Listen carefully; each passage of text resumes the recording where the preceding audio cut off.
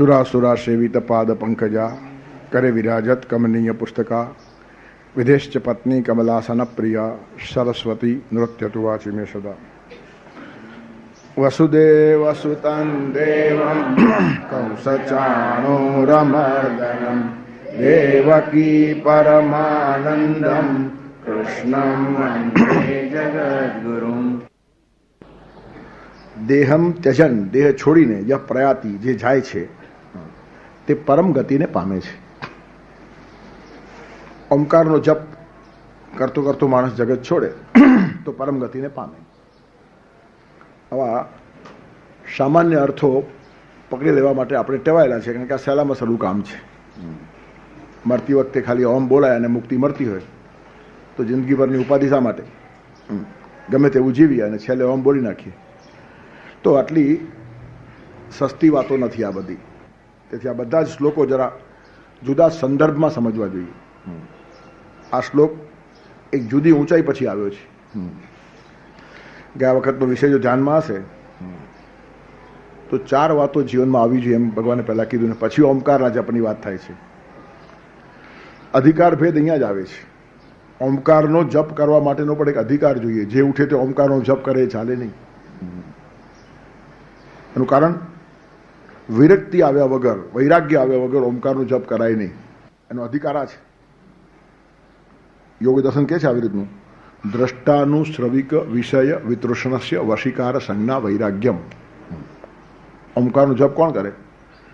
દ્રષ્ટ અને અનુશ્રવિક વિષયો માટેની તૃષ્ણાની જેની વિરક્તિ થઈ ગઈ છે, તેને કોઈ દ્રશ્ય પદાર્થો જોઈતા નથી, કોઈ સાંભળવાની અછત નથી, બધા જ વિષયો માટે વિરક્તિ આવી ગયા પછી ઓમકારનો જપ થાય। એટલે વિરક્ત પુરુષો ઓમકારનો જપ કરે। આપણે કે એમાં શું જામે કરીશું વાંધો તો કરો, એમાં કંઈ નહીં, વડે કશું જ નહીં। ચોથા ધોરણનો છોકરો એમ જો કે હું એમએના ક્લાસમાં બેસું તો શું નુકસાન? બેસ ને કાંઈ વળશે, તારો સમય બરબાદ થશે। ચોથા ધોરણના છોકરાએ ચોથા ધોરણમાં જ બેસવું જોઈએ, પાસ કરવું જોઈએ, એસએસસી કરવું જોઈએ, બીએ કરવું જોઈએ, ત્યાર પછી એમએના ક્લાસમાં બેસાય। હું બેસું એમાં તમને વાંધો શું? કાંઈ નહીં, તારા જીવનની બરબાદી। તેથી બધે ઠેકાણે અધિકાર જોઈએ જ। ગ્રેજ્યુએટ થયા વગર પોસ્ટ ગ્રેજ્યુએટના ક્લાસમાં બેસાય નહીં, ત્યાં આપણે કશું બોલતા નથી। અને શાસ્ત્રોમાં જો અધિકાર ભેદની વાત આવે તો આપણને એકદમ આવેશ આવી જાય, ઉશ્કેરાટ આવી જાય। અધિકાર શું? કોઈના બાપનો ઇજારો છે, એમએના ક્લાસમાં બેસવું હોય, કોઈના બાપનો ઇજારો, યસ બાપનો ઇજારો છે, બીએ પાસ થયો તે જ બેસે। તેથી શાસ્ત્રોમાં ગમે તેમ બકવાસ કરવાની આપણને ટેવ પડી ગઈ છે। વેદાંતનો અભ્યાસ કરવો હોય તો પણ એનો અધિકાર જોઈએ। નિત્યાનિત્ય વસ્તુ વિવેક, યા મૂત્ર ફલભોગ વિરાગ, સમાધિ સાધન સંપત અને મુમુક્ષુત્વ, આ 4 વાતો આવે તો વેદાંતનો અભ્યાસ થાય, અને નહીં તો વેદાંતની વિકૃતિ થાય અને તમારું જીવન પાયમાલ થાય। એક ચોક્કસ કક્ષા ઉપર જઈને જ કેટલીક વાતો થાય। પ્રત્યેક ઠેકાણે ફિઝિકલી પણ જે કેટલાક પ્લેઝર્સ અને આનંદ છે તે પણ અમુક કક્ષાએ પહોંચ્યા પછી માણસને મળે। એક બાપ દીકરી અંગ્રેજી પિક્ચર જોવા ગયેલા, એક નાનકડી હતી 5 વર્ષની। એક સૈનિક લડાઈમાં જાય છે અને જતી વખતે પોતાની પ્રિયતમાને ચુંબન કરે છે। ત્યારે પેલી છોકરીના બાપને કહે છે કે કેટલો અગલી માણસ છે, કદરૂપો છે, એનો ચહેરો પણ જોવો ગમે નહીં, તો આ સ્ત્રી એને ચુંબન કેમ કરે છે? ત્યારે બાપા કહે છે એ સમજવાને માટે તને હજી બીજા 15 વર્ષ જોઈશે।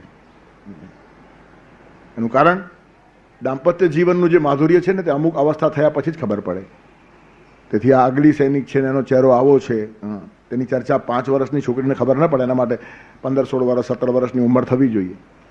ત્યારે બધા જ જીવનના ભાગોમાં જો કોઈ અધિકાર જોઈતો હોય, કોઈ અવસ્થા જોઈતી હોય, કોઈ વિકાસ જોઈતો હોય, શારીરિક ભોગો માટે પણ વિકાસ જોઈએ, તો માનસિક ભોગો માટે પણ વિકાસ જોઈએ, બૌદ્ધિક ભોગો માટે પણ વિકાસ જોઈએ, અને આત્મિક ઉન્નતિ માટે પણ વિકાસ જોઈએ। તેથી સાધનાનો માર્ગ બહુ જબરજસ્ત છે।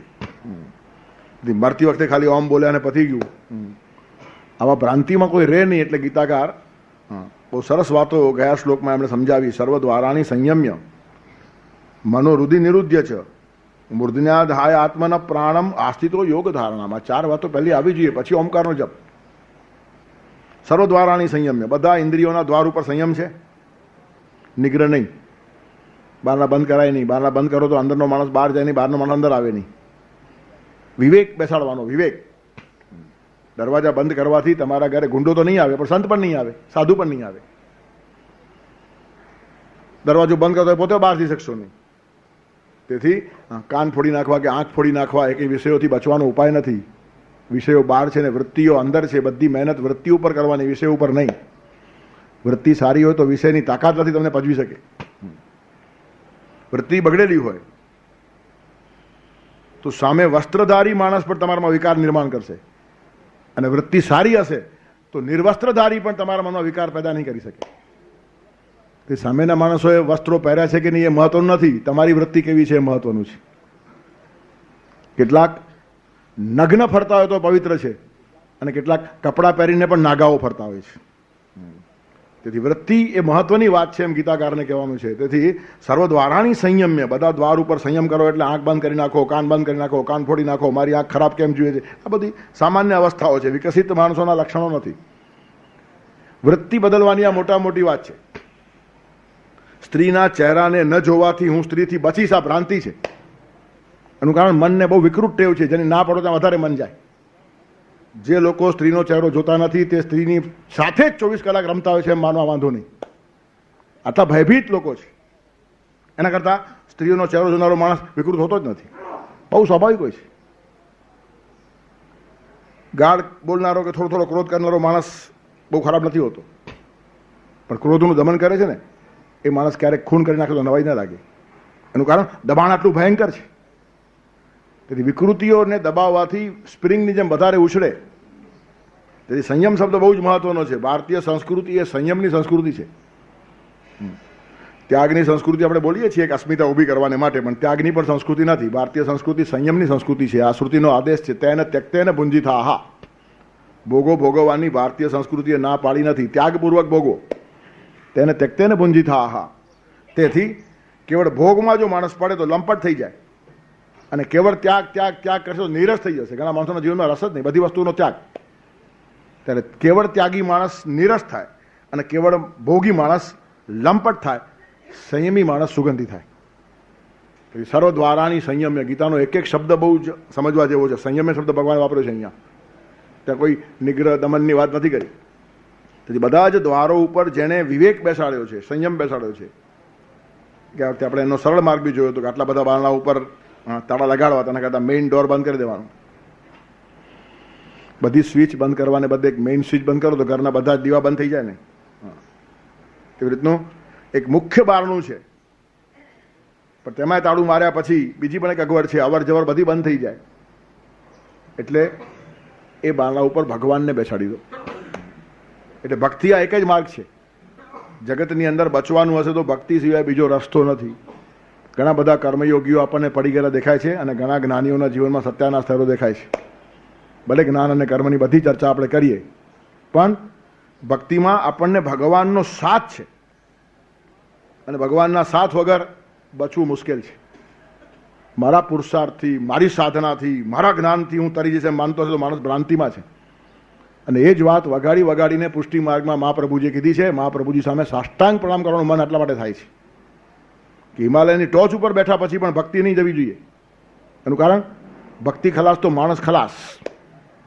ગમે એટલો જ્ઞાની હશે, કેટલા બધા જ્ઞાનીઓના ચરિત્રો વાંચવા મળશે આપણને પુરાણોમાં, ખતમ થઈ જાય. વિશ્વામિત્ર પરાશર પ્રભૃતયો વાતાંબુપર્ણાસના તેપી સ્ત્રીમુખ પંકજમ સુલલિતમ દ્રષ્ટૈવ મોહમ ગતા સ્વાદવન્નમ સઘૃતમ પયો દધિયુતમ ભુંજંતી એ માનવા તેસામ ઇન્દ્રિય નિગ્રહો યદિ ભવેત વિંધ્યસ્તરેત સાગરમ. વિશ્વામિત્ર અને પરાશર જેવા ઋષિઓ પણ ચરિત થઈ ગયા છે. વિશ્વામિત્ર પરાશર પ્રભૃતયો વાતાંબુપર્ણાસના, વાયુ સેવન કરતા હતા, પાંદડાઓ ખાતા હતા. આટલા વ્રતી માણસો જેવા તેવા નહીં હતા. નિગ્રહ માટે જે સાધના જોઈએ તે જગતમાં અને જીવનમાં સતત ચાલતી હતી. વિશ્વામિત્ર પરાશર પ્રભુતયો વાતાંબુ પર્ણાસના. વાત એટલે વાયુ, અંબુ એટલે પાણી, અને પર્ણ એટલે પાંદડા. તેથી વાયુ સેવન કરે, જલપાન કરે, ખાલી પાંદડા જ ખાય. શરીરને તમે ખોરાક ઓછો આપો તો વિકૃત થવાની સંભાવના ઓછી છે. તેથી કેટલાક માણસો ઉપવાસ કરે છે, પણ એને શાસ્ત્રીય માન્યતા નથી. ઉપવાસથી શરીર કમજોર થાય છે, તેથી ભોગ ભોગવી શકાતા નથી, પણ ભોગ માટેની વૃત્તિ ખલાસ થતી નથી. તેથી 5 પછી ઉપવાસ કરી નાખે કે માણસ સાધુ થઈ ગયો એ માનવાની ભ્રાંતિમાં રહો નહીં. ગીતાકારને એ વાત માન્ય નથી. એનું કારણ એ બહારનું દમન છે, વિષયોથી ભાગે છે. શરીરને અશક્ત કરી નાખવાનું એટલે ભોગો ભોગવાતા નથી. એ તો હેલ્પલેસ થયો માણસ, એ તો લાચાર થયો, એ તો માણસ પરવશ થયો. અને આવી અવસ્થા તો આ બધી મહેનત કર્યા વગર પણ 80-90 વર્ષે આવવાની જ છે, જો એને સાધના કહેવાતી હોય તો. પ્રત્યેક વૃદ્ધ માણસો પવિત્ર જ છે, પણ કેટલા માનસિક વિકૃત હોય છે વૃદ્ધો. ઘણી વાર ટ્રેનમાં ને બસમાં ઘરના માણસો બહેનોને વધારે ધક્કા મારતા હોય, પછી બહેનો ચીડાઈ જાય, કાકા વાળ ધોળા થયા તો શરમ આવતી નથી. વાળ ધોળા થયા છે પણ મન ધોળું થયું નથી. માનાજી એવું ને એવું કાઢું છે. તેથી શરીરની ક્ષમતા ઘટવાથી માણસ સારો થઈ જાય છે માનો નહીં. ત્યારે ઉપવાસ કરીને તમે શરીરને નબળું પાડો છો, આમે પડવાનું છે વૃદ્ધાવસ્થામાં. અંગમ ગલિતમ પલિતમ મુંડમ દસન વિહીનમ જાતમ તુંડમ. તો પ્રત્યેક પછી વૃદ્ધ માણસને આપણે મહાત્મા સમજવો જોઈએ. જો બહારના જ વાતોથી માણસને ઓળખવાનો હોય તો જેનામાં ભોગો ભોગવવાની ક્ષમતા નથી એ બધા માણસો ડાયા થઈ ગયા. ત્યારે ક્ષમતા હોવા છતાં પણ જે માણસ સંયમી છે એનું મહત્વ છે. તેથી વાત અંબુ પર્ણાસન આવું બધું કરનારા ઋષિઓ, વિશ્વામિત્ર પરાશર પ્રભુતયો વાતાબી પર્ણાસના તેપી સ્ત્રીમુખ પંકજમ સુલલિતમ દ્રષ્ટૈવ મોહમ ગતા. સુંદર સ્ત્રીનો ચહેરો જોયા પછી આવા માણસો પણ મોહિત થઈ ગયા. તો ઘાસ પાંદડા ખાઈને જીવનારો જો મોહિત થતો હોય તો સ્વાદવન્નમ સઘૃતમ પયોદધિયુતમ ભુંજંતી એ માનવા. જે દૂધ દહીં મેવા મીઠાઈ ખાય છે તે માણસ સંયમી રહી શકે એમ માનવું એ વિંધ્ય પર્વત સાગર તરી ગયો એમ માનવા જેવું છે. વિંધ્ય પર્વત સાગર તરી જાય પણ માણસને સંયમ મેળવવું મુશ્કેલ છે. અતિશય અઘરી વાત છે. તેથી માણસ સંયમી થાય એ મહત્વનું છે. અંદરની વૃત્તિઓ બદલવાની છે, એમાં ભગવાનનો સાથ જોઈએ. મહત્વની વાત ત્યાં છે. ભક્તિ ક્યાં જોઈએ તે કહું છું. તેથી ભક્તિ વગર અમને ચાલશે એમ જે માણસો માનતા હશે એને શું ચાલશે એ જ ખબર નથી. તેથી પુષ્ટિ માર્ગ, પુષ્ટિ એટલે ખાઈ પીને પુષ્ટ થવાનું નથી. પુષ્ટિનો અર્થ છે પોષણ, અને પોષણની વ્યાખ્યા છે પોષણમ તદ અનુગ્રહ. પરમાત્માનો અનુગ્રહ, પરમાત્માની કૃપા, એનું નામ પોષણ છે, એને પુષ્ટિ કહેવાય. તેથી પુષ્ટિ માર્ગ એટલે અનુગ્રહ માર્ગ, કૃપા માર્ગ. અને એ જ વાત સ્વામિનારાયણ સંપ્રદાય માને છે. ભગવાન મારો સ્વામી છે ને એ જ મારી સાથે છે, મને સંયમમાં એ જ સાથ આપશે. તેથી સ્વામિનારાયણનો માર્ગ અને પુષ્ટિ માર્ગ એ એક છે એમ જ્યારે મેં અમેરિકામાં એક સ્વામિનારાયણ સાધુને તો ખુશ થઈ ગયો. મને કે અમારો સેવાનો માર્ગ છે ને સમર્પણનો માર્ગ છે ને અનુગ્રહનો માર્ગ છે ને તમે ગીતામાંથી આવા શ્લોકો કાઢીને અમારા સાધુઓ પાસે એકવાર વ્યાખ્યાન આપો મને કે 10-15 દિવસ સુધી. હું તમારો માર્ગ આવું છે એવું નહીં, પુષ્ટિ માર્ગ બી આવો છે. મને શું વાત કરો છો? મને કે હું તો પુષ્ટિ એટલે આ લોકો પ્રસાદ પ્રસાદ ખાય ને હવેલીમાંથી પુષ્ટ થાય એમ સમજતો હતો. નહીં, પોષણમ તદ અનુગ્રહ. પુષ્ટિ એટલે પોષણ, પોષણ એટલે ભગવાનનો અનુગ્રહ. ભગવાનનો અનુગ્રહ હોય તો તમારી સારી વાતોનું પોષણ થાય, એટલે સારી વાતો ખલાસ થઈ જાય. તેથી પોષણ ખાલી શરીરનું નથી કરવાનું, મનનું કરવાનું છે, બુદ્ધિનું કરવાનું છે, વિચારોનું કરવાનું છે, વિકારોનું પણ કરવાનું છે. એના પર પણ ભગવાન નિયંત્રણ રાખે. વિકારો ખરાબ નથી. ધર્મા વિરુદ્ધો ભૂતેષુ કામોસ્મી ભર્તર્ષભ. તેથી ગીતા બહુ સાયન્ટિફિક છે. કામ ભગવાને નિર્માણ કર્યો છે, કામથી દૂર ભગાય નહીં, પણ ધર્મથી અવિરુદ્ધ હોવો જોઈએ. ધર્મની મર્યાદા મૂકી દો, પછી કોઈ વિકાર તમને પજવે નહીં. વિષ અને વિષય બંને હાનિકારક છે. વિષ પીવાથી માણસ મરે અને વિષયને જોવાથી મરે. પીવાની જરૂર નહીં. કોઈ સુંદર સ્ત્રીનો ચહેરો જોઈએ ને માણસ વિકૃત થાય ને તો અંદર ને અંદર મરી જાય. ઝેર તો પીવું પડે. તમને અંદર ગયા પછી મારે, પછી તો બહારથી જ મારે. તેથી વિષય એ વધારે ખરાબ છે વિષ કરતા પણ. અને પછી આસ્તા આસ્તા કે છે વધારે ખરાબ હોય જ એનું કારણ આમાં 2 અક્ષર છે ને પેલામાં 3 છે. વિષમાં 2 અક્ષર ને વિષયમાં 3 અક્ષર. પણ વિષ પણ તમને મારે નહીં અને વિષય પણ તમને મારે નહીં જો પ્રમાણમાં લો તો. ઝેરી દવા આપણે પીએ છીએ, દવાની બાટલી ઉપર લખેલું હોય પોઈઝન અને આપણને પીવાની છૂટ છે. એનું કારણ ત્યાં લખેલું હોય as prescribe by medical officer. ડૉક્ટરની સૂચના મુજબ પીઓ તો ઝેર દવા થઈ જાય, તેમ શાસ્ત્રોના આજ્ઞા મુજબ ભોગવો તો વિષયો પણ દવા થઈ જાય, ઔષધ થઈ જાય, નુકસાન કરે નહીં. તેથી વિષયો પણ પુષ્ટિ આપે, વિકારો પુષ્ટિ આપે. વિકારો ખલાસ કરનારા છે, માન્યતા જ ખોટી છે. ખલાસ કરનારી કોઈ વાત ભગવાન નિર્માણ કરે જ નહીં. વિકાર જો ખરાબ હોય તો શું ભગવાને આપણને પજવા માટે ઊભા કર્યા છે? નાચ ના આવે તો આંગણ તેડા. વિકારોમાં કેમ ફરવું તે આપણને આવડતું નથી. આજે જ કહ્યું છે વ્યાહરણ ફરો પણ મા મનુસ્મરણ. વિકારોમાં ફરવાની ના નથી. તેથી અનુસંધાનથી વાત ભગવાન કરે છે. ગયા શ્લોકનું અનુસંધાન ધ્યાનમાં નહીં હોય ને તો આજનો શ્લોક ખબર નહીં પડે. લાગશે ઓમકાર બોલે અરે પતી ગયું, મરતી વખતે ઓમ બોલે અરે સીધી મુક્તિ. આટલું સહેલું હોય તો પછી આ બધી કડાકૂટ જોઈએ શા માટે? હજારો વર્ષથી શાસ્ત્રો લખાયા, ઋષિ મુનિઓએ અનંત વાતો કરી છે. ત્યારે વ્યાહરણ તમે ફરો ખરા વિકારોની અંદર પણ મામ અનુસ્મરણ, પરમાત્માને સાથે રાખીને. તેથી સર્વ દ્વારાની સંયમ્ય, બધા દ્વારો ઉપર જેણે સંયમ મૂક્યો છે ભગવાનને બેસાડ્યા છે. અને ભગવાન બેઠા પછી કોઈ જ અગવડ નહીં. ભવસાગરમાં ભમતા ભમતા એટલું મેં તો જાણ્યું, ઠાકોરજી મારે ઠરવાનું ઠેકાણું. સ્વાર્થ ભરેલા આ સંસારે સ્નેહનું સરનામું, ઠાકોરજી મારે ઠરવાનું ઠેકાણું. સ્નેહનું સરનામું એટલે પરમાત્મા, બાકી બધા સ્વાર્થના સરનામાઓ છે. તમારા ઘરે સરનામાઓની ડાયરી હશે, જરા કાઢીને વાંચજો. એ બધા સરનામાઓમાં કંઈ ને કંઈ સ્વાર્થ છે. એની પાસેથી કંઈક મળશે, સંબંધો રાખવા સારા, એનો ફોન નંબર લખી રાખીએ, ક્યારેક કામ પડે, અડધી રાતે આવે, ફલાણું આવે. છેવટે કંઈ ન હોય તો લગ્નમાં આવીને આપણી શોભા વધારે. તેથી સરનામા લખ્યા હોય ને આપણે. તેથી બધા સરનામાની પછવાડે સ્વાર્થ હોય. એક જ સરનામું પરમાત્માનું એવું છે જેની સ્વાર્થ છે. તેથી સ્વાર્થ ભરેલા આ સંસારે સ્નેહનું સરનામું, ઠાકોરજી મારે ઠરવાનું ઠેકાણું. તેથી બલિ એટલે બળવાન કોણ? જે વિષ્ણુને ચોકીદાર તરીકે બેસાડે. બલિને ત્યાં ભગવાન બેસી ગયા ચોકીદાર તરીકે. એના ઇતિહાસમાં આપણે પડતા નથી. મુદ્દાની વાત આ છે કે એ જ માણસ બળવાન થાય જેના ચોકીદાર ભગવાન છે.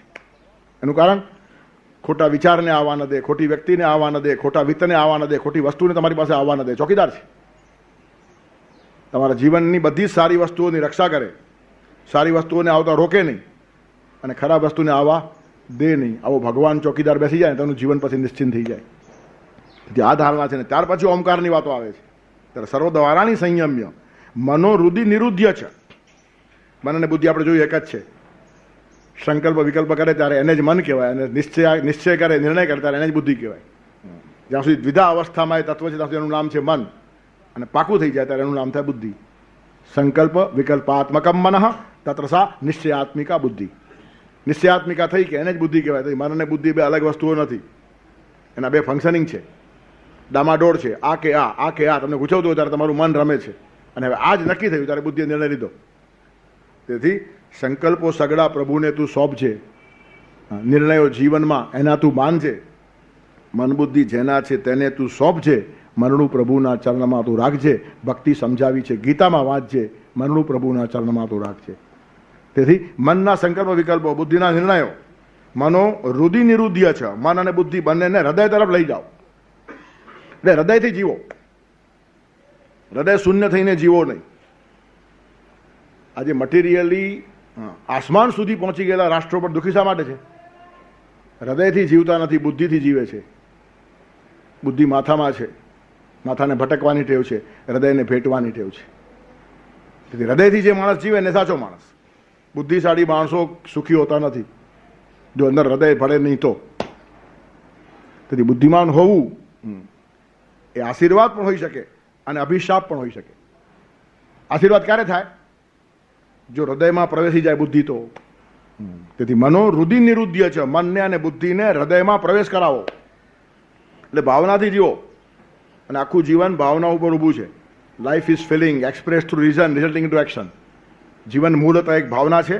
બુદ્ધિથી એ સમજાય છે, કૃતિમાં પરિણમે છે, પણ મૂળમાં એ ભાવના છે. તેથી ભાવના શૂન્ય જીવન અને બધી વાતો ખલાસ. તેથી ભાવને ભગવાન કીધો. ન દેવો વિદ્યતે કાષ્ઠે ન પાષાણે ન મૃણમયે ભાવે વિદ્યતે દેવો તસ્માત ભાવો કારણ.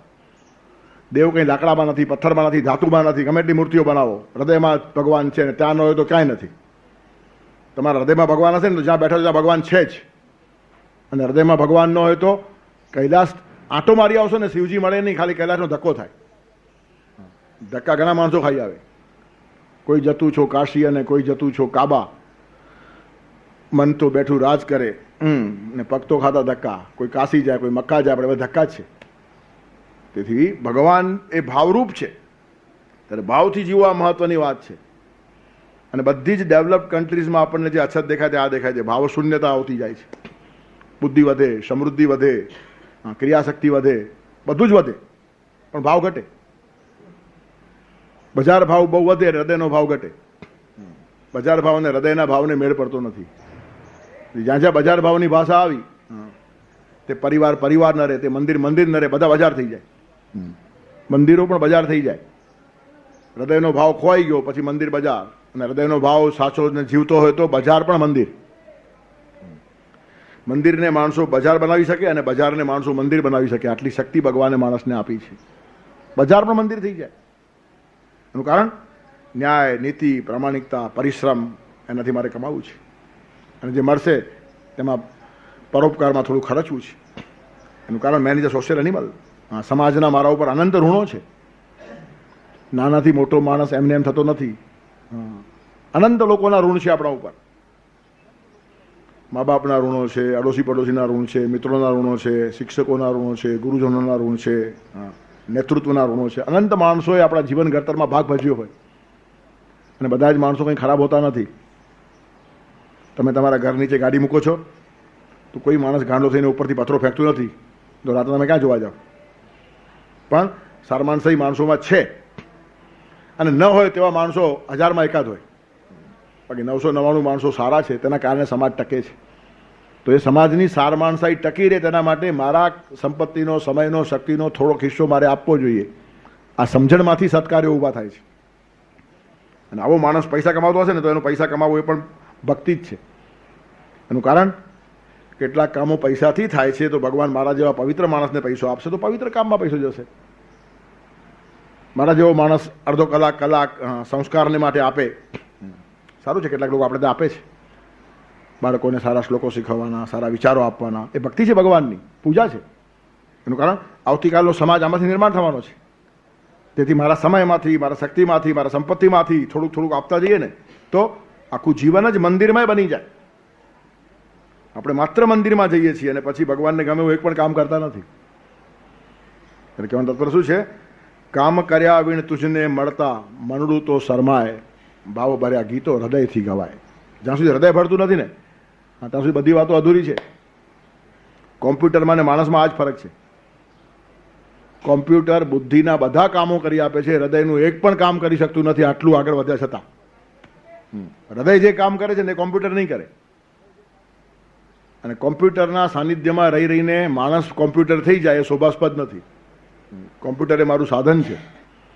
ત્યારે કહેવાનું તાત્પર્ય શું છે કે જેમ જેમ જેમ જેમ માણસ વિકસતો જાય ને વધતો જાય છે ને તેમ તેમ માણસ મિકેનિકલ થાય છે. અમેરિકા ગયો તો લોસ એન્જલ્સ પર ઉતર્યો ત્યારે બહાર નીકળી પેલી ટ્રોલી ચલાવવાની, સામાન હોય ટ્રોલી પર રાખી દેવાનું, પછી ટ્રોલી ચલાવવાની. મને ખબર નહીં, હું ટ્રોલી ખેંચું તો ટ્રોલી બહાર નીકળે જ નહીં. ત્યારે ત્યાંના એક ભાઈએ મને કીધું કે $1.5 આમાં નાખવો પડે તો ટ્રોલી છૂટી થાય. 100-200 આમ જોઈન્ટ ઊભી હોય, એક છૂટતી જાય. જેમને પૈસા નાખો એમ એક બહાર નીકળે. હવે અહીંયા આપણે એમને એમ ફરતી હોય એટલે આપણે ત્યાં ખ્યાલ નહીં કે ત્યાં બધું આવું છે. પછી $1.5 નાખ્યો એટલે ટ્રોલી નીકળી. પછી મેં કીધું આ બધી અમેરિકન સ્ટાઇલ છે. $1.5 જ્યાં સુધી અંદર જાય નહીં ત્યાં સુધી ટ્રોલી ચાલે નહીં. એમ કીધું કે વકીલ હતો, બહુ હોશિયાર હતો, મોટા મોટા કેસ જીતી આવે. હાઈકોર્ટ, સુપ્રીમ કોર્ટ, કોઈ પણ જજ હશે એને કન્વિન્સ કરી આવે. પોતાના ક્લાયન્ટની બધી વાતો સમજી લે, ન્યાયાધીશને સમજાવી દે. પણ એક અગવડ, ઘરમાં પોતાની વાત પત્નીને સમજાવી શકે નહીં ને પત્નીની વાત પોતે સમજી શકે નહીં. હવે આટલો હોશિયાર માણસ તો પત્નીની વાત સમજતા શું વાર લાગે? પણ સમજે જ નહીં. એનું કારણ પત્ની ફી આપતી નથી અને ફી લીધા વગર એની બુદ્ધિ ચાલતી નથી. એની ટ્રોલીમાં પણ $1.5 નાખવો પડે. અમેરિકામાં ઉતરીને પહેલું મેં આ જોયું, $1 નાખો તો ટ્રોલી ચાલે, તેમ પૈસા નાખો તો તમારું કામ ચાલે. એટલે મિકેનિકલ થઈ ગયા માણસો. $1.5 નાખો તો ટ્રોલી ચાલે અને પૈસા આપો તો એનું મગજ ચાલે. તેથી બહાર મોટા મોટા કેસ લડે પણ ઘરમાં કંઈ પત્તો ખાતો જ નથી. એનું કારણ અહીંયા ડોલર કોઈ નાખતું નથી. ત્યારે ડોલર વગર પણ જીવાય, એ મહત્વની વાત છે. અમેરિકામાં ડોલર મહત્વનો છે, સિક્કો, અને આપણે ત્યાં ડોલરનું ફૂલ મહત્વનું છે. ત્યારે આ $1 પણ રાખો આ $1ની જોડે તો સુગંધ આવશે. ત્યારે કહેવાનું તાત્પર્ય શું છે કે જીવનની અંદર હૃદયથી જીવો. મનો હૃદય નિરુદ્ધ છે. જેમ બધા દ્વાર ઉપર પરમાત્માને બેસાડી દો, સંયમની સાધના જીવનમાં કરો, તેવી રીતનું હૃદયથી જીવતા શીખો. અને હૃદયથી જીવે તો જ માણસ જીવી શકે. હૃદયથી જીવે તો જ માણસ જીવી શકે. આપણે ભલે ગમે એટલા પોતાની જાતને રેશનલ માનતા હોઈએ પણ ઇરેશનલ થઈએ ત્યારે જ આપણને આનંદ આવે છે. તમે નાના બાળક જોડે રમો છો ત્યારે ઇરેશનલ થાવ છો કે નહીં? ભલે મોટા PhD હશો પણ તમારો નાનો પૌત્રો કે દોહિત્રો રમતો હોય ત્યારે તમે ઘોડા ઘોડા થાવ છો ને પીઠ પર બેસાડો છો કે નહીં? મોસ્ટ ઇરેશનલ છે. આટલો મોટો માણસ ઘોડો થાય શોભે? પણ એ વિચાર કરે તો રમી શકે નહીં. રામદાસ સ્વામી નાના બાળકો જોડે રમતા હતા, એનું કારણ હૃદયના માણસ હતા, બુદ્ધિ ટોચ નહીં હતી. દાસબોધ જેવો ગ્રંથ લખ્યો છે એ માણસે, કંઈ સામાન્ય વાત નથી. ચિરંતન ગ્રંથ છે, ઇન્ટરનેશનલ લેવલ ઉપર જઈ શકે આવો ગ્રંથ છે દાસબોધ. પણ નાના છોકરાઓથી રમતા, ત્યારે કેટલાક પંડિતો મળવા આવ્યા, નિરાશ થઈ ગયા, તમે તો કંઈક સમજીને આવે ને આ તો સાવ છોકરો છે, આમ નાના છોકરાઓ રમે છે એમ કે પાયા જવા લાગ્યા. રામદાસ સ્વામી પૂછ્યું કેમ? તો અમે તો મોટી અપેક્ષા લઈને આવેલા, પણ આ તમે તો છોકર મત કરો છો, તમારી સાથે શું ચર્ચા કરીએ એમ કે, અમે તો મોટા પ્રશ્નો લઈને આવેલા એમ કે. રામદાસ સ્વામી હસતા હસતા કહે છે કે વહી પોર તે થોર હોવું નહીં ગયેલે અને વહી થોર તે ચોર હોવું નહીં ગયેલે. નાના બાળકો છે ને એ ખરા મોટા એ લોકો છે, અને જેમ જેમ જેમ જેમ મોટા થાય ને તેમ માણસ ચોર થાય. કાલે એક ઠેકાડે પાટિયું વાંચ્યું મેં, મોટા માણસો ખોટા માણસો. એ નાટક બેટક નહોતું મને લાગે છે, આવું છે. એટલે મોટા માણસો પણ ખોટા હોય છે, માણસોને સમજાવવા લાગ્યું છે, સારી વાત છે, સમાજનો વિકાસ છે. તેથી બહુ મોટા આપણે થઈ ગયા, ડાયા થયા એમ સમજો નહીં. બાળકો જોડે રમવાની ક્ષમતા કેળવો, અને હૃદય વગર રમાય નહીં. અને બીજી એક વાત, સિગરેટ પીવાથી નુકસાન થાય છે, બૌદ્ધિક બધાને ખબર છે, પણ કેટલાય સિગરેટ પીનારા માણસો મરી જાય ત્યાં સુધી સિગરેટ છોડી શકતા નથી. આના કરતાં બીજી ઇરેશનલ વાત કઈ છે? ઇફ યુ આર કન્વિન્સ રેશનલી કે સિગરેટ મારા આયુષ્યને ઘટાડે છે, તો પણ તમે છૂટી શકતા નથી. અને કોઈ પણ રેશનલ માણસ ચુંબન કરી જ શકે નહીં. કેવળ બુદ્ધિથી જીવતો માણસ ચુંબન કરી શકે નહીં. એનું કારણ ભયંકરમાં ભયંકર વાત આ છે, માણસનું મોઢું આટલું બધું ગંદુ છે અને આટલા બધા બેક્ટેરિયાના જર્મ એમાં છે કે જો બુદ્ધિથી વિચાર કરે તો એકબીજાને માણસ ચુંબન કરે જ ને. એનું કારણ રોગ સંક્રાંત થાય. સૌથી વધારે રોગો ચુંબનથી સંક્રાંત થાય છે, છતાં માણસો ચુંબન કરે છે ચિંતા કર્યા વગર, જે થવાનું તો થાય. ઇરેશનલ થાય છે, એનું કારણ બુદ્ધિ ના પાડે છે પણ હૃદય હા પાડે છે. એટલે આપણે જીવનની અંદર ઘણી વખત હૃદયને માન્યતા આપીએ જ છીએ, પણ તે સમજદારીપૂર્વક જીવનના બધા વ્યવહારોમાં આપવી જોઈએ, અને તો જીવનનું એક કાવ્ય ઊભું થાય. તેથી ગયા શ્લોકની અંદર બહુ સરસ વાતો કીધા પછી હું શા માટે બેકગ્રાઉન્ડ પાછું ઊભું કરું છું કે આ શ્લોક માટે ગેરસમજણ છે. ઓમિત એકાક્ષરમ બ્રહ્મ, બસ મારતી વખતે ઓમ બોલો એટલે ઓમ પહોંચી ગયા. ક્યાં પહોંચી ગયા? કોઈ એમ પહોંચતું નથી. તેથી આવા બ્રહ્મમાં રહેવાનું કારણ નહીં, અને ઓમનો જપ કરવાનો આપણો અધિકાર પણ નથી. દ્રષ્ટાનુશ્રવી કે વિષય વિતૃષ્ણ છે વસીકાર સંજ્ઞા વૈરાગ્યમ, એમ પતંજલિ કહે છે. આપણે કારણ વગરના મોટા ક્લાસમાં જઈને બેસી જઈએ, પછી હેરાન થઈ જઈએ, સમય બગડે. તમને વિરક્તિ આવી છે એવી ધારણા થાય, તમે ઓમનો જપ કરો તો તમે ઓમકારના અધિકારી છો. તો પછી ઓમકારના અને વિરક્તિના જે ફળો આવતા હશે સ્વીકારવાની તૈયારી છે? વિરક્તિના ફળો છે. તમે વિરક્ત થયા, તમારા ધંધામાં નુકસાન જાય છે, કબૂલ? આ ઓમકારના જપનું ફળ છે. ધંધામાં નુકસાન થાય તો પણ મારું મન ચલિત થશે નહીં, આટલો હું અધિકારી છું, તો પછી ઓમ બોલો. પત્ની મરી જાય છે, કબૂલ? પત્ની મરી જાય તો મારા પેટનું પાણી હલશે નહીં, આટલી વિરક્તિ છે મારા જીવનમાં. નરસિંહ મહેતા સ્વસ્થ ચિત્તે કહી શકે, ભલું થયું ભાંગી જંજાળ, સુખે ભજીશું શ્રી ગોપાળ. એને ઓમકાર પચ્યો છે.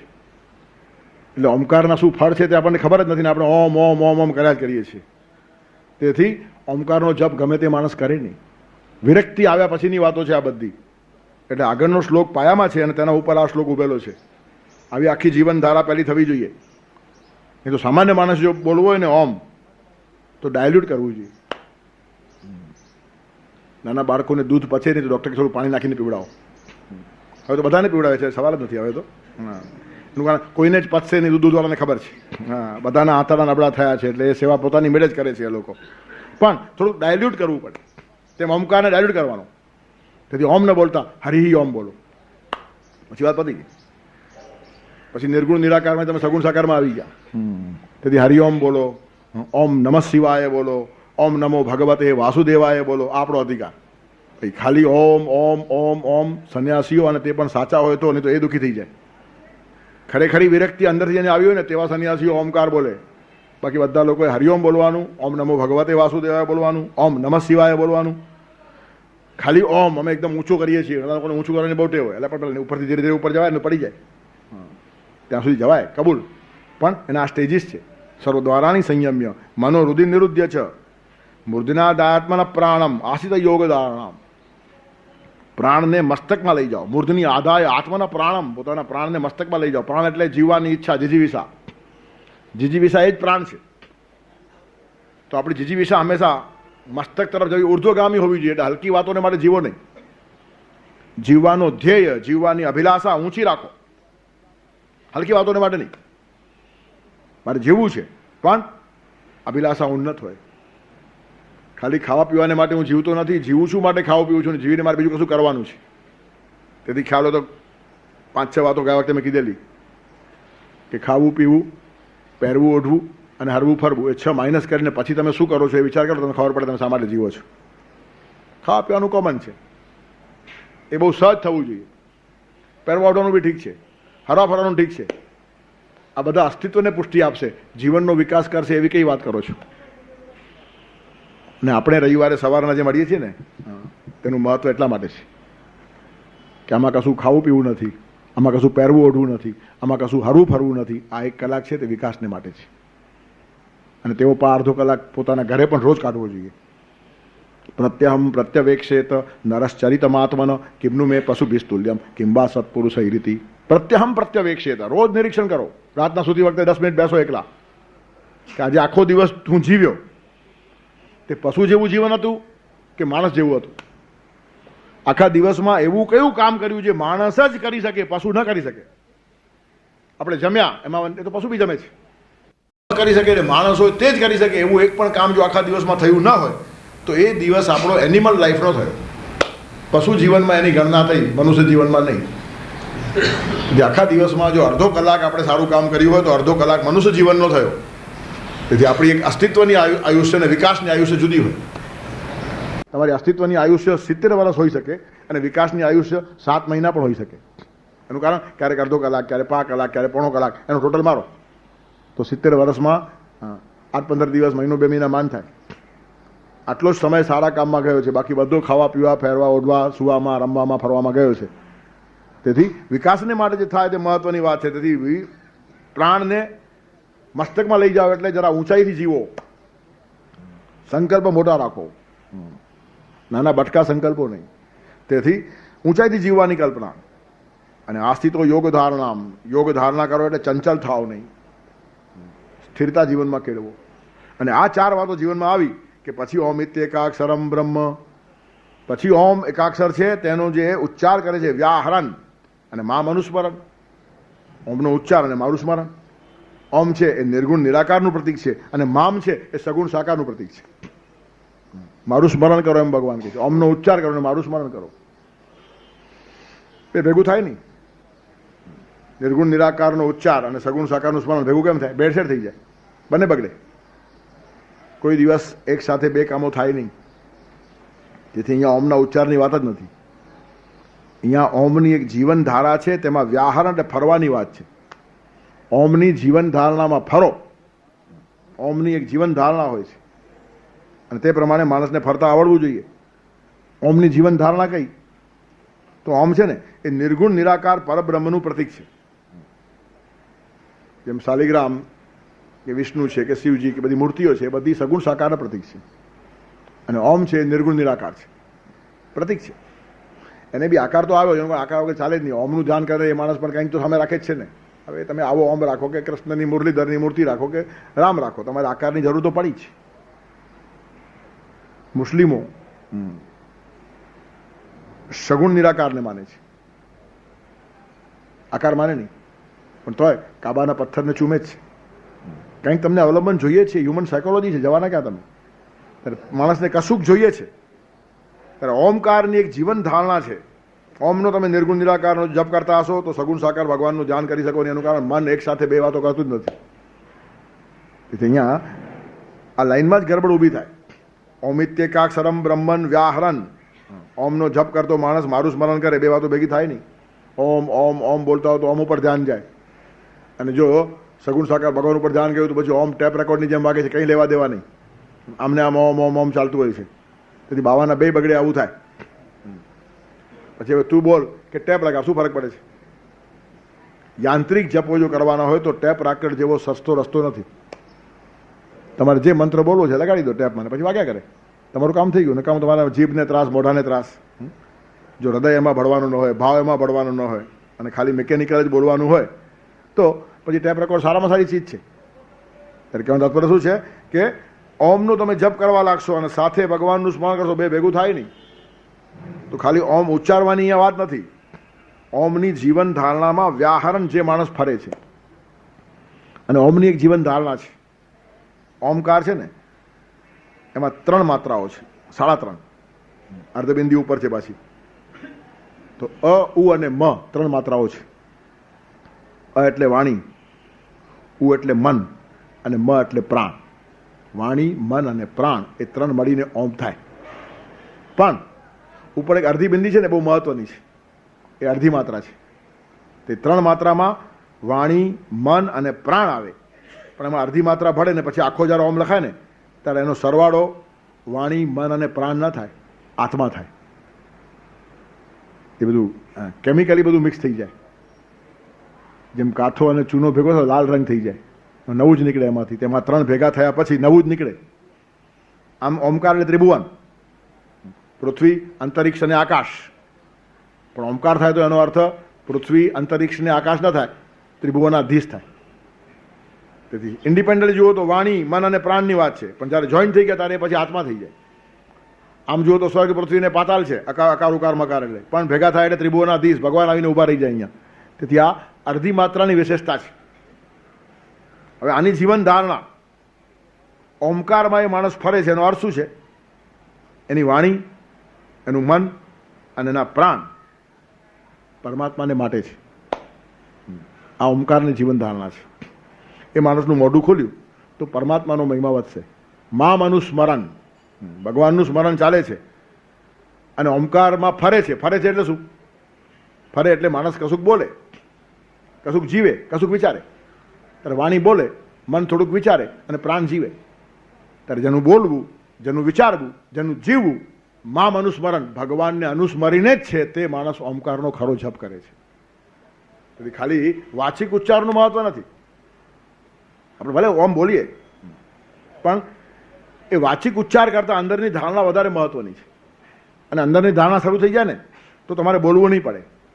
એનું કારણ બોલેલા બધા જ શબ્દોને શાસ્ત્રમાં આહત નાદ કહે છે અને વગર બોલાયેલાને અનાહત કહે છે. અને ઓમકારનો નાદ અનાહત હોવો જોઈએ. તમારા બોલ્યા વગર જ્યારે જપ થાય ને ત્યારે ખરો જપ કહેવાય. અને એ ક્યારે શરૂ થાય? તમે ઓમકારમાં ફરવા લાગો ત્યારે. વાણી એટલે બોલવું, મન એટલે વિચારવું અને પ્રાણ એટલે જીવવું. જેનું બોલવું, જેનું વિચારવું અને જેનું જીવવું પરમાત્માને માટે છે. મા અનુસ્મરણ, તેના જીવનની અંદર ઓમકારનો અનાહત નાદ શરૂ થઈ જાય, એને બોલવું પડે નહીં. અને જગતના બધા જ નાદો બોલ્યા પછી જ ખબર પડે છે. તમે વાણીથી બોલો છો એટલે તમારી જીભ ક્યાંક ટકરાય છે. તાલુમાં ટકરાય, કાં તો બે હોઠ ટકરાય. બધું સંસ્કૃત ભાષામાં બધું અભ્યાસ છે. કોઈને તાલવ્ય કહેવાય, કોઈને દંતવ્ય કહેવાય, કોઈને ઓષ્ઠવ્ય કહેવાય. પ, ફ, બ, ભ, મ એ અક્ષર એવા છે, બે હોઠ ભેગા થયા સિવાય બોલાય જ નહીં. ઘરે ટ્રાય કરજો. મોઢું ખુલ્લું રાખીને હિંમત તો બોલી દેખાડો પ. આપણે વર્ષોથી બોલીએ છીએ, પણ કોઈએ ટ્રેનિંગ આપી? કોઈ બાપાએ કે માએ દીકરાને કીધું કે દીકરા પ બોલવો હોય તો બે હોઠ ભેગા કરજે? ભગવાને શીખવાડી દીધું. કોઈ સ્કૂલમાં ટ્રેનિંગ નહીં. પછી આમ થાય છે તો શોધી કાઢ્યો લોકો, શીખવાડ્યું કહીએ નથી.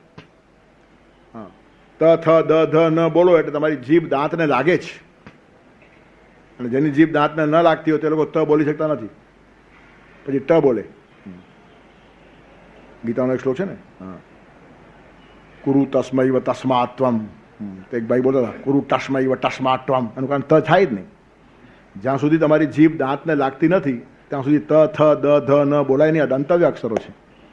પ, ફ, બ, ભ, મ એ હોઠ ભેગા થયા સિવાય બોલાય જ નહીં. ત્યારે આ બધા અક્ષરો ક્યાંક ટચ થાય છે. તેથી આ બધા આહત છે, આહત નાદ છે. અને અનાહત નાદ પોતાની મેળે થાય, વગર બોલે શરૂ થઈ જાય. અર્જુન માટે એવું કહેવાય છે, એના શ્વાસોશ્વાસમાંથી સોહમ સોહમ સોહમ ચાલતો હતો. ઉદ્ધવને એકવાર થયું કે ભગવાનનો ને મારો આટલો પ્રેમ છે અને ખરો જ્ઞાની તો હું છું. અર્જુન શું જ્ઞાની છે? આખો દિવસ ધનુષ બાંધીને ફરે છે, રાગવ દેશથી ભરેલો પોલિટિકલ માણસ છે, સ્વાર્થથી ઘેરાયેલો છે, અને ભગવાન આટલું બધું મહત્વ એને આપે છે. પાંડવા નામ ધનંજય કહી નાખ્યું, પાંડવા નામ ઉદ્ધવ કેમ નહીં કીધું?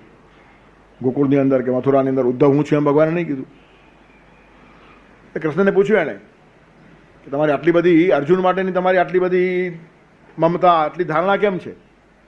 મારામાં શું ઓછું છે? કૃષ્ણ હશે, આ કે ચર્ચાનો વિષય નથી, ક્યારેક નિરાતે વિચાર કરશું. તું અર્જુનને બોલાવ્યો, મને કામ છે હમણાં. ઉદ્ધવ જાય છે તો અર્જુન જે ઓરડામાં સૂતેલો તે ઓરડામાંથી સોહમ સોહમ સોહમ અવાજ આવે અને જોયું તો આ સૂતેલો હતો.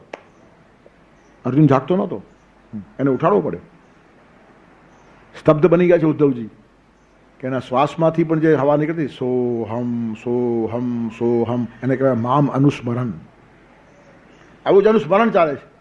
તેથી ઉચ્ચાર કંઈ કરવાની જરૂર નથી પડતી, કરો એટલે આહાત થઈ જાય. આહાત અને અનાહત બે નાદ છે, અને અનાહત નાદનો મહિમા છે. અને આમ પણ જપ છે ને એ અજપા જપ બહુ મહત્વનો છે. તમારી વાણી જ્યારે બંધ થઈ જાય ત્યારે ખરો જપ શરૂ થાય. ત્યાં સુધી પ્રાથમિક અવસ્થા છે, ઠીક છે, બૂમાબૂમ કરવાની બહુ જરૂર નથી. ઘણા માણસો બૂમાબૂમ કરે. જપમાં રાડો પાડવાની હોય જ નહીં. જપની અંદર ગણતરી પણ કરવાની હોય નહીં. કેટલાક માણસો ગણતરી કરતા હોય, 1 કરોડ જપ થયા ને 2 કરોડ જપ થયા ને 3 કરોડ જપ થયા ને. એ ગણતરીમાં જ જપ ધ્યાન ચાલ્યું જાય, પછી ભગવાન ભૂલાઈ જાય. કેટલા થયા, અરે ભૂલાયું, ફરી ગણો ગણ્યા કરો. ત્યારે કહેવાનો તાત્પર્ય શું છે કે જપની ગણતરી પણ ન હોય, જપનો અવાજ પણ ન હોય. અવાજ છે ને એ ઇમેચ્યોરિટીનું પ્રતીક છે. છે ને વાણી ના પહોંચે જ્યાં બુદ્ધિ ના જાય, ભાવ ભર્યા ગીતો હૃદયથી ગવાય. વાણી ત્યાં પહોંચે જ નહીં. વાણી પહોંચે તો અધુરાશ છે. કોઈ પણ ઉન્નત ભાવો છે ને તે વાણીથી અને બુદ્ધિથી પકડાતા નથી. અતર્ક્યા ખલુ એ ભાવા નતામ તર્કેણ ચિંતેત. અતર્ક્ય ભાવોને તર્કથી ચિંતવો નહીં, એમ શાસ્ત્રોનો આદેશ છે. આપણે બધે ઠેકાણે તર્ક લડાવીએ છીએ, બધે ઠેકાણે વાણી પહોંચાડવાનો પ્રયત્ન કરીએ છીએ. વાણી અધૂરી છે. પુષ્પદંત જેવા મહાકવિએ પણ કહેવું પડ્યું કે મારી વાણી અધૂરી છે. મમત્વે તામ વાણી ગુણ કથન પુણ્ય ન ભવતા પુનામિત્યાર્થેસ્મિન પૂર્વતન બુદ્ધિ વ્યવસ્થિતા. તમારો મહિમા ગાવાની બ્રહ્મદેવમાં તાકાત છે તો હું કોણ? ગજા યત્ર ને ગણ્યંતે મસકા નામ દુકા કથા. મોટા મોટા દિગ્ગજો બ્રહ્મદેવ જેવા મોટા મોટા ઋષિમુનિ એનું ગજું નહીં. હાથીઓ જ્યાં થાકી જાય ત્યાં મારા જેવું મચ્છર શું કરે, એમ પુષ્પદંત કહે છે. પોતાની જાતને મચ્છર તરીકે ઓળખાવે છે. ગજા યત્ર ને ગણ્યંતે મસકા નામ દુકા કથા. પણ વાણીથી હું વર્ણન એટલા માટે કરું છું કે તારી પૂજા થાય છે. તેથી વાણી ત્યાં પહોંચી શકતી નથી. અજપ અજપ બહુ જ મહત્વનો છે. જૂના કાળમાં નાની ઉંમરમાં લગ્ન કરી નાખે. 3 વર્ષની છોકરીઓ અને 5 વર્ષનો છોકરો પરણાવી દે. બાલ વિવાહ. અને પાછા એ રમતા હોય ભેગા જ આંગણામાં, અને છોકરી મોટેથી બૂમ પડી પાડે પોતાના પતિના નામની, એ છગા નહીં આવ. પણ એ જ છોકરી 18 વર્ષ કે 20 વર્ષ થયા પછી આવી બૂમ પાડતી નથી.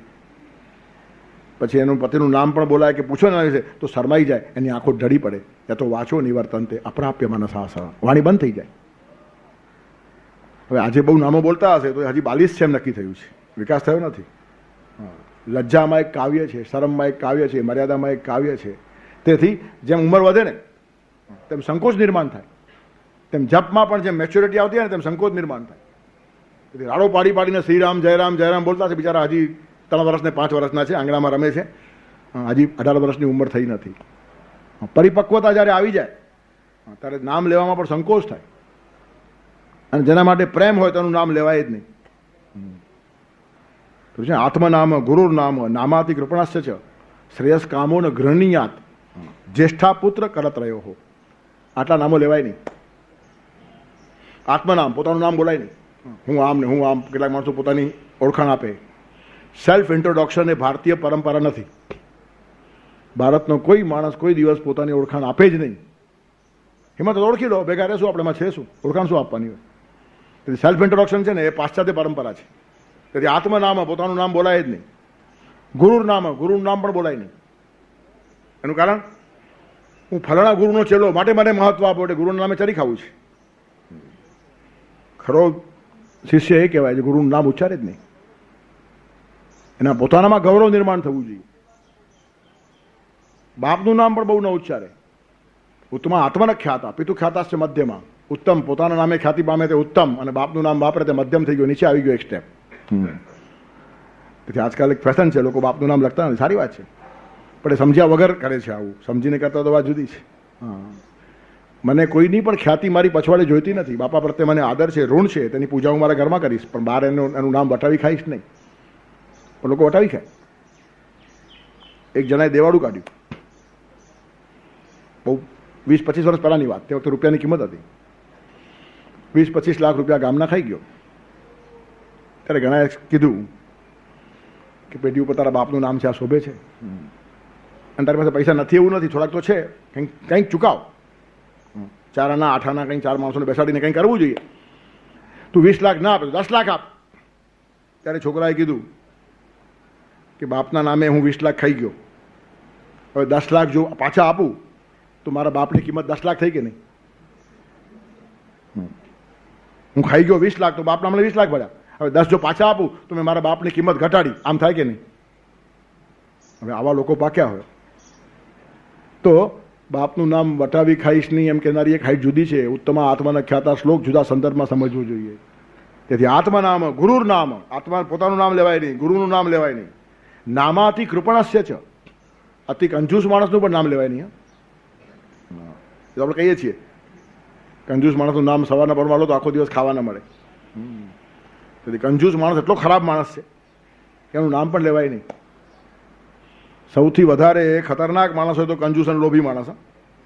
ઉન્માદો માતૃદોષેણ પિતૃદોષેણ મૂર્ખતા આદાતા વંશદોષેણ કર્મદોષા દરિદ્રતા.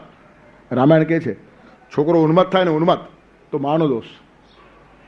છોકરો ઉન્મત્ત થઈ જાય, ઉદ્ધત થઈ જાય, કોઈનું માને જ નહીં તો માએ સંસ્કાર બરાબર નથી આપ્યા.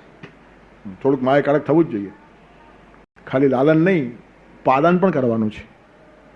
તેથી 5 વર્ષ લાલન અને પછી 10 વર્ષ પાલન જેને કર્યું, આ 15 વર્ષ ગયા તો 16મે વર્ષે દીકરો મિત્ર થઈને ઊભો રહે, તમે એની સલાહ લઈ શકો.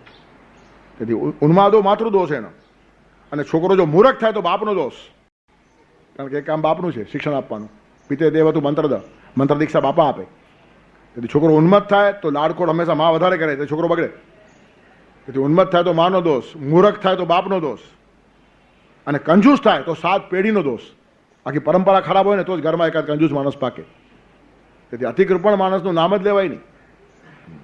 તેથી આત્મનામ ગુરુર નામ નામાથી કૃપણસ્ય છે, શ્રેયસ કામો ન ગૃહિણીયાત. જેને પોતાનો શ્રેય સાધવું છે ને વિકાસ કરવો છે એને આટલા નામો લેવાના નહીં. અને છેલ્લે કહે છે જ્યેષ્ઠાપત્ય કલત્રયો હો.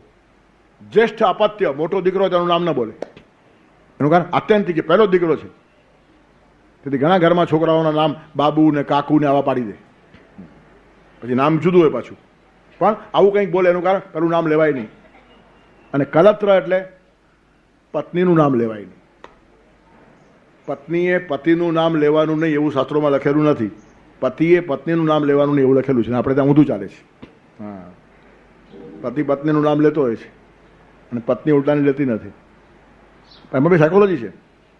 પત્નીને માટે પતિ સર્વસ્વ છે, એ નામ લેશે તો પણ ભાવ તૂટશે નહીં. અને પતિના જીવનમાં પત્ની સર્વસ્વ નથી, બીજા જીવનના આનંદ પ્રાંતો છે. તેથી એનો ભાવ જલ્દી ઘસાઈ જવાની સંભાવના છે. તેથી પતિએ ઉલટાનું કાવ્ય તો જાળવવું જોઈએ. એનું કારણ અતિ પરિચયાદ અવજ્ઞા. તેથી નામાથી કૃપણસ્ય છે. જીવનની અંદર સેલ્ફ ઇન્ટ્રોડક્શન કરવાની હોય જ નહીં. આત્મનામ, પોતાનું નામ માણસ પોતાની મેળે લે જ નહીં. તેથી જેટલો માણસ બોલવા લાગ્યો, વાણીથી કહેવા લાગ્યો, એટલો માણસ અધૂરો થયો. ઇમેચ્યોરિટી છે. જેના માટે આત્યંતિક પ્રેમ છે, ભગવાન માટે આત્યંતિક પ્રેમ હોય ને તો અજપાજપ શરૂ થઈ જાય. આપણે રામનું નામ લઈએ છીએ પણ સીતા રામનું નામ નહોતી લેતી, અને છતાં 24 કલાક રામનું સ્મરણ ચાલુ હતું, મામ અનુસ્મરણ. સીતાએ કેટલા કરોડ રામ નામના જપ કર્યા પૂછાય? રૂવાડે રૂવાડે રામ જ છે. સૂતી હોય તો રામ ને જાગતી હોય તો રામ. એને જપ કરવાની જરૂર જ નહીં. એનું કારણ આટલું અંતર ઘટી ગયું, એક રૂપતા આવી ગઈ. તેથી અનાહત નાદ શરૂ થઈ જાય. તેથી ઓમિત્યકાક્ષરમ બ્રહ્મમ વ્યાહરણ મામ અનુસ્મરણ. ઓમિત્યકાક્ષરમ બ્રહ્મન વ્યાહરણ એટલે એમાં ફરે છે. એની જીવન ધારણા કઈ છે? એની વાણી ભગવાનના સ્મરણને માટે, એના વિચારો ભગવાનને માટે મન, અને એનું પ્રાણ, એના પ્રાણ પણ ભગવાનને માટે. તેથી ભગવાનની જરૂરિયાત માટે પ્રાણ ત્યજી દેતા પણ આ માણસ અચકાશે નહીં. વાણી ભગવાનનો જ મહિમા ગાશે, મન ભગવાનના જ વિચારો કરશે, અને પ્રાણ શક્તિ ભગવાનના કાર્યમાં જ વહેશે. તારા જ કામ મહી ઘસવી આ કાયા, એક રૂપ તારી છે યોગેશ્વર માયા. ત્યારે કહેવાનું તાત્પર્ય શું છે કે પ્રાણ શક્તિ પરમાત્માના કામમાં ઘસવાની, વિચારો એમાં જ વહેતા રાખવાના, વાણી એની જ બોલાવી જોઈએ. મહાપ્રભુજી વલ્ભાચાર્ય છે ને, એમના પછીના ગોસાઈજી વિઠ્ઠલનાથજી,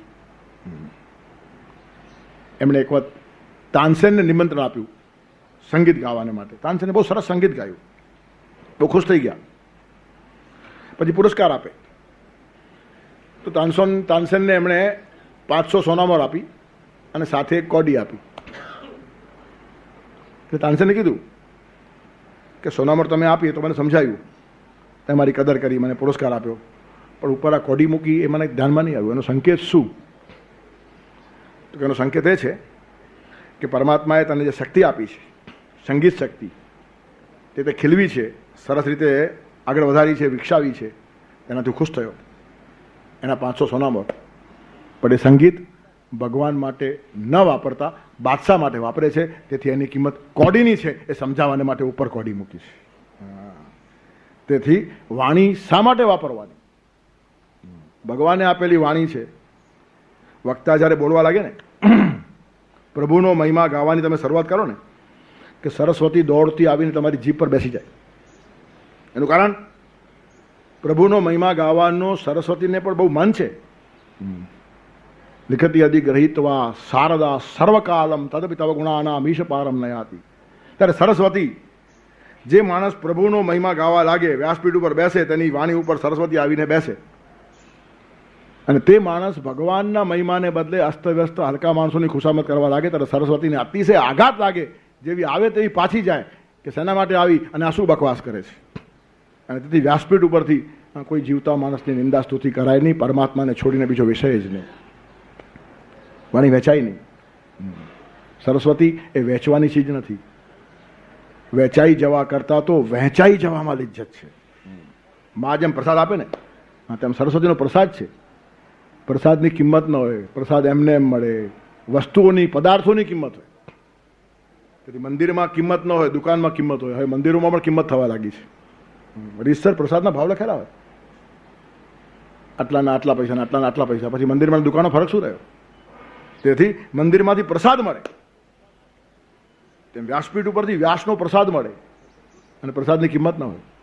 ત્યારે કહેવાનું તાત્પર્ય શું છે કે પ્રાણૈ કંઠગતૈરપી વૃત્યર્થમ નાતિ ઉંજીત. આ રીતનું મહાપ્રભુજી કહ્યું છે. વૃત્તિને માટે, આજીવિકાને માટે કથાનો ઉપયોગ કરવો નહીં. કંઠમાં પ્રાણ આવી જાય તો પણ. એનું કારણ તો જ સરસ્વતી ખીલે. એટલે સોનામોર જેવી શક્તિ ભગવાને આપેલી, તેની કોડીની કિંમત માણસ પોતાના હાથે કરી નાખે છે. એટલે કહેવાનું તત્પર શું છે? કૃષ્ણાર્થીથી ધનાર્થીથી શ્રોતા વક્તા દ્વિધા સ્મૃતા. શ્રોતા અને વક્તા બે પ્રકારના હોય. કેટલાક કૃષ્ણાર્થી હોય અને કેટલાક ધનાર્થી હોય. અને પછી જેવા વક્તા તેવા શ્રોતા, તો એમનું જામે. કૃષ્ણાર્થી વક્તા અને કૃષ્ણાર્થી શ્રોતા એનું જામે, અને ધનાર્થી વક્તા અને ધનાર્થી શ્રોતા એમનું પણ જામે. પણ અગવડ ક્યારે થાય? બેમાંથી એક કૃષ્ણાર્થી હોય અને એક ધનાર્થી હોય, ત્યારે ગરબડ ઊભી થાય. ત્યારે બંને ધનવાળા જામે.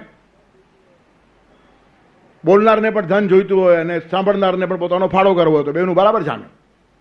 એનું કારણ બંને ધનાર્થી છે અને કૃષ્ણને બંને સાધન તરીકે વાપરે છે. પણ બંને જ કૃષ્ણાર્થી હોય તો પછી ધન તો પરમાત્મા વેવડાવશે, એ નાની વાત બની જાય. તેથી કૃષ્ણ મહત્વનો કે ધન મહત્વનું, તેના ઉપરથી વાત નક્કી થાય. તેથી તત્ર સૌખ્યમ વિવર્ધતે. બંનેનું જ્યાં સામ્ય હોય, વક્તા અને શ્રોતાનું સામ્ય આવે ને, ત્યાં સુખ થાય. તેથી કૃષ્ણાર્થી વક્તા અને કૃષ્ણાર્થી શ્રોતા બંને સુખી, ધનાર્થી વક્તા અને ધનાર્થી શ્રોતા બંને સુખી. પણ એક કૃષ્ણાર્થી અને એક ધનાર્થી, ત્યાં બધી ગરબડ ઊભી થાય. પણ એમ વ્યંગમાં કહીને મહાપ્રભુજી એમ જ કહે છે કે કથા છે ને એ કૃષ્ણાર્થી જ હોવી જોઈએ. શ્રી કૃષ્ણાર્પણમસ્તુ. તેથી વાણી પરમાત્માને માટે જે માણસ વાપરે છે તે ઓમમાં ફરે છે. વ્યાહરણ, ફરવું એટલે તમારી વાણી શેના માટે વપરાય છે? પરમાત્માને માટે. તમારા વિચારો કોને પકડીને ચાલે છે? પરમાત્માને. ગીતાને અમાન્ય હશે એવી એક વાત મારે કેવી નથી. ખલાસ. મન ભગવાનને આપેલું છે. વેદના વિચારો, ઉપનિષદના વિચારો, ગીતાના વિચારો, તસ્માત સ્વાધ્યાય પ્રવચનાભ્યામ ન પ્રમદિતવ્યમ. તેથી વિચારો જે માણસ વેદના, ઉપનિષદના, ગીતાના અને ભગવાનના જ કરતો હશે તે ઓમમાં ફરે છે. વાણી ભગવાનના માટે ફરતો હશે તે માણસ ઓમમાં ફરે છે. અને પ્રાણ શક્તિ પણ ભગવાનને માટે ખરજતો હશે તે માણસ ઓમમાં ફરે છે. હવે આવો માણસ જો મરતી વખતે ઓમ બોલે તો મુક્તિ ન મળે તો બીજા કોને મળે? તેથી આખા આગળની બેઠક ધ્યાનમાં આવવી જોઈએ. તો ખાલી ઓમ ઓમ ઓમ કરતા કરતા જીવનનો સત્યાનાશ થઈ જાય. તેથી ગીતાકાર કોઈને મિસગાઈડ કરતા નથી. શાસ્ત્રીય સરસ સાધનાનો માર્ગ દેખાડે છે કે ઓમિત્યાક્ષરમ બ્રહ્મ વ્યાહરણમાં મનુસ્મરણ ય પ્રયાતિ ત્યજન દેહમ. જે માણસ દેહ છોડીને જાય છે, આપણે દેહ છોડીને જતા નથી. દેહ છોડીને જવું એ ખાવાના ખેલ નથી. દેહ છોડીને હજારો લાખોમાં એકાદ માણસ જાય, બાકી બધાને દેહ છોડવો પડે છે. છોડીને જવું અને છોડવો પડવું એમાંનો ફરક ધ્યાનમાં આવે ને તો આ શ્લોક સમજાય. જે માણસો સહેજ છોડીને જાય છે, બિલકુલ તમે તમારા ઘરમાં એક ઓરડામાંથી બીજા ઓરડામાં જેટલી સહજતાથી જાઓ છો એટલી સહજતાથી આ માણસ જાય છે. એનું કારણ આખું જીવન ખબર છે એને. જીવનનું આટલું સ્પષ્ટ દિગ્દર્શન છે કે આખી પૃથ્વી નહીં, 14 બ્રહ્માંડ પરમાત્માના છે. અને પરમાત્મા ટ્રાન્સફર કરે. મૃત્યુ એટલે શું? એક ઓરડામાંથી બીજા ઓરડામાં લઈ જાય. વાસાંસી જીર્ણાની અથા વિહાય નવાની ગૃણાતી નરો પરાણી. જૂનું વસ્ત્ર છોડીને આપણે નવું વસ્ત્ર આરામથી પહેરીએ છીએ, ખુશી થઈને પહેરીએ છીએ. અને જૂનું વસ્ત્ર રાજી ખુશીથી આપણે છોડીએ છીએ, એનું દુઃખ નથી, રડતા નથી. તેટલા સહેલાઈથી જે આ શરીરના વસ્ત્રને પણ છોડી શકે. શરીર ઉપરનું કપડું જેમ સહેલાઈથી છોડાય ને તેવી રીતનું શરીર પણ એક કપડું છે આત્માનું. એને જે માણસ છોડે છે ત્યજન, ત્યારે આપણે ત્યજનમાં નથી આવતા. છોડવું પડે છે એમાં આવીએ છીએ, છોડીએ છીએ એમાં નથી આવતા. અને આપણે છોડી શકતા નથી એનું કારણ છે આપણને ભોગવીને સંતોષ થયો જ નથી. છોડી કોણ શકે? તૃપ્ત. તે તૃપ્ત હોય છોડી દે. તમારું પેટ ભરાઈ ગયા પછી તમે ભોજનને હાથ જોડો છો કે નહીં? તૃપ્ત. હવે ખલાસ, હવે નાખ્યા જ કરો એવું નહીં થાય. તેવી તૃપ્તિ જીવનમાં મળતી નથી. તેથી માણસો જીવનને પકડવાની કોશિશ કરે છે અને મરવાથી ગભરાય છે. એનું કારણ જીવ્યા જ નથી. ત્યારે જીવન ભોગવ્યું નથી, તેથી છોડી શકાતું નથી. અને ભોગવવાનું રહી ગયું એટલા માટે કે સંગ્રહ કરવામાં ટાઈમ જ મળ્યો નહીં, ભોગવવાનો ટાઈમ જ મળ્યો નહીં. તેથી ભોગવ્યા વગર માણસો જાય. અને બિલકુલ આ જ વાતને એકદમ ગામઠી ભાષામાં મેં લખવાનો પ્રયત્ન કર્યો. ગાદલા બિછાવવામાં રાત તો વહી ગઈ, ઊંઘવાનું રહી ગયું ને સવાર થઈ ગઈ. તમને ઊંઘમાં તૃપ્તિ થઈ હોય તો સવારના ગાદલામાંથી બહાર નીકળતા કાંઈ ત્રાસ થતો નથી. તમે છોડો છો, પણ એ છોડનારા ઓછા, એનો ધક્કા મારીને છોડાવવી પડે. તારે ઉઠાવે, કામે જવું છે કે નહીં? ત્યારે પથારી છોડવી પડે એ જુદું અને છોડવી જુદી. ભોજનની થાળી છોડવી પડે જુદી અને છોડવી જુદી. તેમ જીવન પણ છોડવું જુદું અને છોડવું પડે એમાં મજબૂરી છે, લાચારી છે. એટલે જે માણસ તૃપ્ત છે, ભોગવવાનું જેણે મુલતવી રાખ્યું નથી. આપણે ભોગવવાનું મુલતવી રાખીએ છીએ. હમણાં બધું ભેગું કરીએ પછી વાત, અને ભેગું કરતા કરતા આપણે જ લપેટાઈ જઈએ એટલે બધું અહીંયા જ રહી જાય.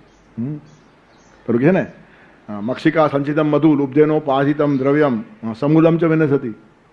કીડી બધું દરમાં ભેગું કરે ધીરે ધીરે. મક્ષિકા પણ મધ ભેગું કરે, તે માણસો પૈસા ભેગા કરે અને લાભ પછી બીજા માણસો જ લે. કીડી ભેગું કરે પણ એકાદ પાણીનો ઝપાટો આવે બધું ઉડી જાય. મક્ષિકા માખી બધું મધ ભેગું કરે પણ પેલો મધ પૂરો આખો પડે ને લઈ જાય, એનું ખાવાનું જ રહી જાય. તેથી એના મધનો લાભ એને મળતો નથી. તેમ લોભી માણસના પૈસાનો લાભ એને મળતો નથી, એ બીજા માટે મૂકતો જાય. તેથી મસ્કરીમાં આપણે લખીએ છીએ કે લોભી જેવો દાનવીર કોઈ નહીં. બધું જ મૂકીને જાય દાનવીર કહેવાય ને. વાપરીને જાય તો પાકો માણસ કહેવાય કે એને લાભ લીધો, પણ આ તો જરા લાભ ન લે.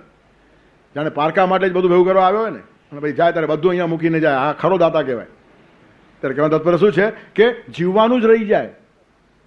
ત્યારે છોડી શકતા નથી એનું કારણ ભોગવ્યું નથી, ભોગવી શકતા નથી એનું કારણ ભોગવવાનું મુલતવી રાખીએ છીએ.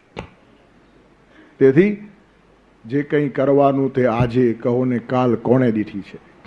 રોજના રોજ જીવતા આવડવું જોઈએ. કાલે જીવશું નહીં. I am happy here and now. અહીંયા જ સુખી છું ને આજે જ સુખી છું ને હમણાં જ સુખી છું.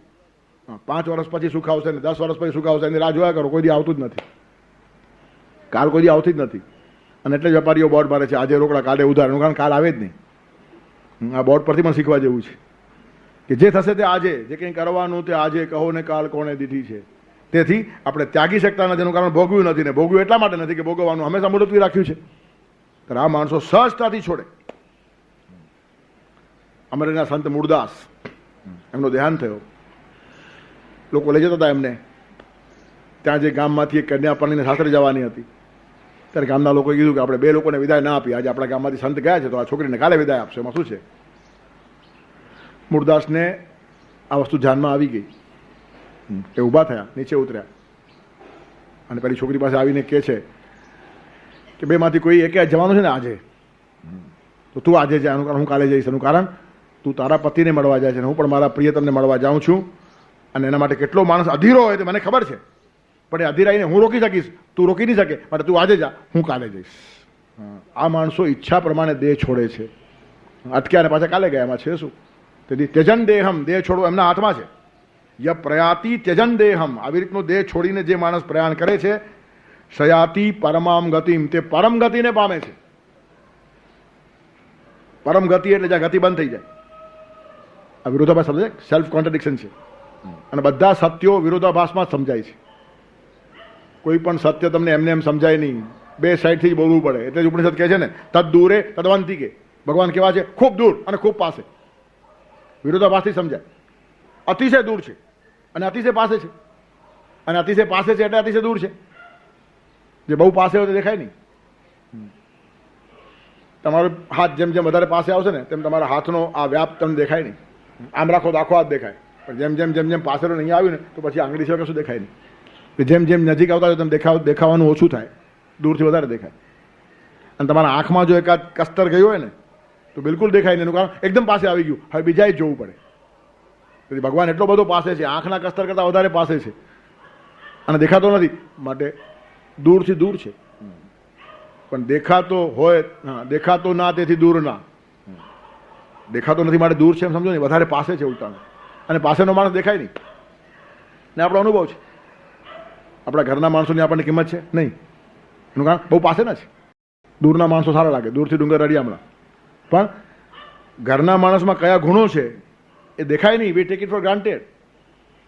પત્નીના ગુણો પત્નીના જીવતા પતિને ખબર પડતી જ નથી, ને પતિના ગુણો પતિના જીવતા ખબર પડતા નથી.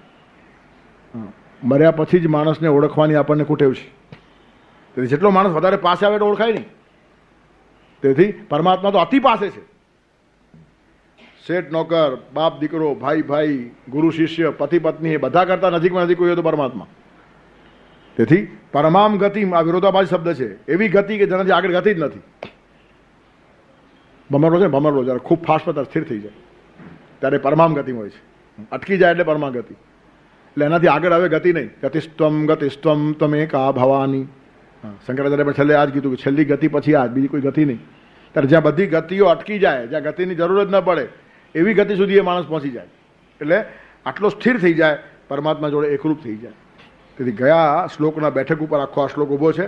અને ઓમકાર એ ખાલી જપનો વિષય નથી, એ જીવન ધારણા છે, વ્યાહરણ, એમાં ફરવાનું છે. અને ફરશો ને તો પછી અનાહત નાદ શરૂ થઈ જાય. પણ ત્યાં સુધી જપ કરવા વાંધો નહીં, પણ ખાલી ઓમકારનો કરવાને બદલે હરિઓમ, ઓમ નમો ભગવતે વાસુદેવાય, ઓમ નમઃ શિવાય, કંઈ પણ સગુણ સાકાર સાથે રાખો એટલે આપણા અધિકાર પ્રમાણેની વાતો આપણને એમાંથી મળતી જાય. અને આમ પણ ખાલી આપણે ઓમ બોલ્યા કરીએ અને આંખ સામે કશું ના આવતો ફાયદો શું? તો એ નિરર્થક મંત્ર બની જાય. ત્યારે જ્યારે આપણે એવી જીવન ધારણા આવે ને ત્યારે મંત્ર પોતાની મેળે સાર્થક થાય, પછી બોલવાની પણ જરૂર ન પડે. પછી અનાહત નાદ શરૂ થઈ જાય. આહત એટલે ટકોરો, વાગવું, ટકરાવું. તેથી આહત થઈને જે નાદ થાય તેને આહત કહેવાય, ને ટકરાયા વગર જે નાદ થાય. તેથી બધા શબ્દો જે બોલાય છે બધા આહત છે. ત્યારે ખરો જપ છે ને એ અનાહત હોય. અને આવી જીવન ધારણા થયા પછી જેમ અર્જુનના શ્વાસે શ્વાસમાં સોહમ સોહમ સોહમ પોતાની મેળે ચાલતું હતું, ત્યાં સુધી માણસ પહોંચી જાય, એને પરમ ગતિ મળે, એમાં કોઈ શંકા નથી. પણ હવે આટલું બધું અઘરું હોય તો ભગવાન પછી માંડી વાળો બીજું શું કરીએ? માણસ તરત જતું કરે આપણા કામનું નહીં. અને હશે તો હજારો બજારો જન્મારા પછીની વાત, પણ ભગવાન એમ છોડે નહીં આપણને. એટલે પાછું ભગવાન કહે છે એવું નથી, તું ગભરાઈ જા નહીં, એમાં પણ રસ્તાઓ છે.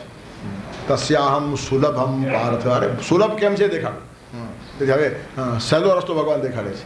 એ તો આપણને બહુ ગભરામણ થાય કે આ બધી મોટી મોટી વાતો છે. મનને એકદમ હૃદયમાં લઈ જવાનું, ને પ્રાણને ઉપર લઈ જવાના, ને ફલાણું નીકળવું, ને અનાહત નાદ, ને માણસ જ્યારે ગભરામણ અનુભવે. પણ સાયકોલોજીકલી ભગવાન ટ્રીટ કરતાં કરતાં આપણને આગળ લઈ જ જવા માગે, એમનો આગ્રહ છે. ગીતા વાંચ્યા પછી માણસ છૂટી જાય તો ચાલે નહીં. ભગવાન આપણે છૂટવા માગીએ તો છોડશે નહીં, પણ માત્ર ગીતાને આપણે ચીટકવું જોઈએ, પછી ભગવાન આપણને ચીટકશે. અને ભગવાન આપણને ચીટકે પછી બધા પ્રશ્નો મટી જાય. ખરું છે ને?